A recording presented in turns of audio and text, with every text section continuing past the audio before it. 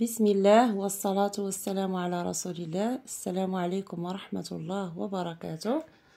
مرحبا بكم معايا في فيديو جديد. هاد المرة ماشي وصفة للغداء أو للعشاء، هاد المرة وصفة علاج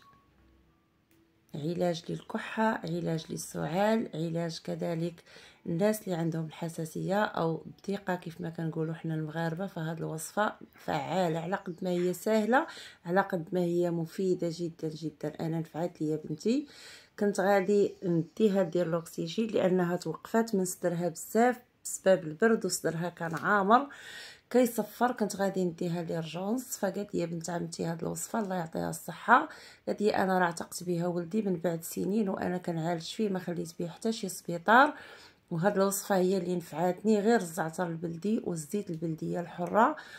وجدت ليها هاد الوصفه في الحين غير باللي كان عندي ديال الزعتر، يعني السنه اللي فاتت باش انا وجدت الوصفه، ومن بعد جبت كميه كبيره ديال الزعتر من السوق ديال البلاد عندنا.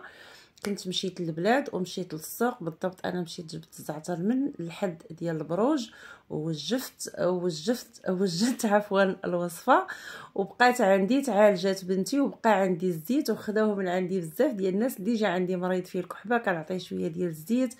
بزاف العائله البنات هكا الوليدات الصغار بزاف خداو من عندي الوصفه، يعني ماشي خداو الوصفه جاهزه هكا الزيت بالزعتر جاهز نفعاتهم كلشي. تيقولوا لي ديري لينا فيديو لهاد الوصفه. اما بقيت رجعت للبلاد، ما بقيتش مشيت للسوق باش نجيب الزعتر البلدي، عاود هما تقداو الزعتر وجابوه ليا حتى للدار، ما جابوه ليا طري.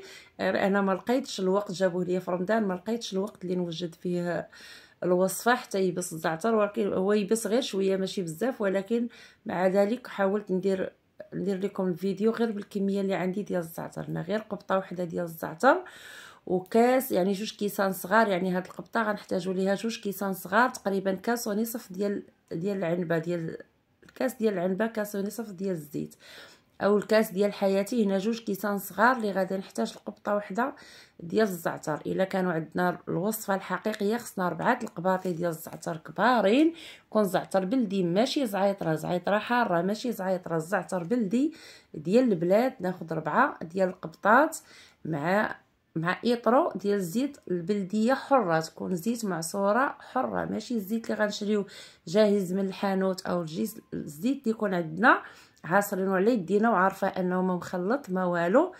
فقط غادي نحتاج معاهم، الا انا غادي نعمل هكا ايطرو ديال الزيت البلديه مع 4 القباطي ديال الزعتر، غادي نعمل كاس كبير ديال الماء. بالنسبه لي انا هنا غادي نعمل غير قبطه وحده ديال الزعتر بلدي وجوج كيسان ديال كاس ديال حياتي، يعني هنا جوج كيسان صغار او كيف ما كتشوفوا جوج فناجل ديال الحليب. غادي نعملهم ديال الزيت البلديه الحره، غادي نعمل معاهم نصف كاس واحد ديال الماء. كاس ديال حياتي اللي عبرت به الزيت غنعبر به الماء فقط. هادو هما المكونات. غادي نغسل الزعتر مزيان عاد باش غادي ندوزو باش يطيب على نار مهيله فحال الشمعه. اما الا عملنا كيف قلت لكم 4 ديال القباطي ديال الزعتر بلدي يكون طري من الاحسن، غادي نوجدو معاه ايطرو ديال الزيت البلديه الحره مع كاس كبير ديال الماء. هادو هما المقادير. نتمنى نكون كنشرح لكم الفيديو مزيان. غادي نردهم يطيبوا على نار مهيله حتى ملي غادي نشف من الماء وغادي يطيب الزعتر، غادي نقيسوا الورقات ديال الزعتر غادي نلقاوهم يبسوا ولاو مقرملين. اما الا باقيين طريين راه مازال خصو يطيب.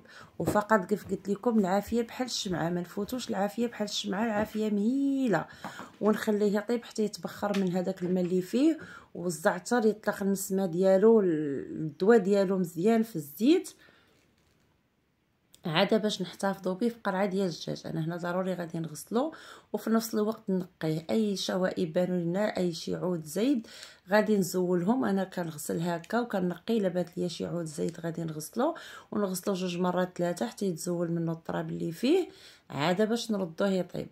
الطريقه ديال العلاج ديالو يعني هكا الوليدات الصغار كتشوفوا راه كيكون فيه التراب وكيكونوا فيه هاد الشوائب هادو، نزولوهم بالماء من الاحسن. الطريقه ديال العلاج ديالو بالنسبه للوليدات الصغار يعني عام وما فوق. ما نقدروا ما نعطيوش الوليدات اللي يكونوا صغار بزاف قل من عام، الا عطيناهم غير قطيرات هكا في الحلق ديالهم بركه. اما من عام وفوق نقدروا نعطيها. انا عطيته لبنتي كان عندها ديك الساعه يعني 7 سنين 8 سنين، فاش عطيته لبنتي كنت كنعطيها ربع ديال الكاس، يعني غير القاع ديال الكاس او معلقه كبيره هكاك اللي كنعطيها ليها في الليل حتى كتنعس في الفراش. كنعطيها ليها وكتدفى كتنعس، كنغطيها مزيان حتى كتعرق، ومع الصباح مع الفجر كنعطيها معلقه اخرى وكترجع تنعس. ما كتاخذهاش وتخرج تمشي للمدرسه، كتاخذ المعلقه وكترجع تنعس في الفراش. من بعد بقيت كنعطيها جوج ديال معلقه ونص يعني، وانا كنوضع عليها الزيت في الكاس تقريبا حتى ولا عندي الكاس فيه النصف ديال الكاس. انا شربته نهار الاول نعسات، ما بقاتش الصدر ديالها كيصفر. النهار الثاني النهار الثالث كملات اسبوع تقريبا برات.